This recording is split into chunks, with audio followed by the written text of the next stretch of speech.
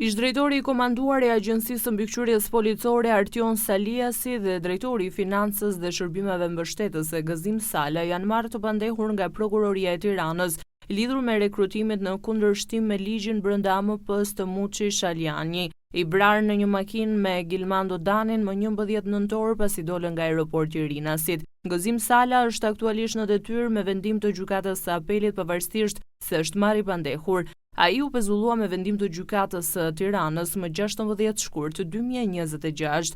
Artion Saliasi dhe Gëzim Sala akuzohen për veprën penale shpërdorim detyre. Sipas prokurorisë, Sala ka urdhëruar punësimin pranë AMP-s të Shaljanit me urgjencë me motivacionin pranohet me kontratë të përkohshme dhe për nevoja emergjente.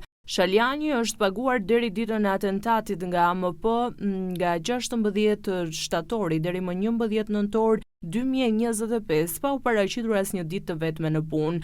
Atentati mafioz i Rinasit që i mori jetën punonjësit e AMP-s dhe Gilmando Danit po hetohet nga SPAK pasi Prokuroria e Tiranës shpalli mos kompetencë. Gilmando Dani dhe Muçi Shaljani Sheqeri u vranë në breshëri Plumba Shkallashnikovi nga një grup vrasësisht prej 3 personash sapo dolën nga aeroporti i Rinasit.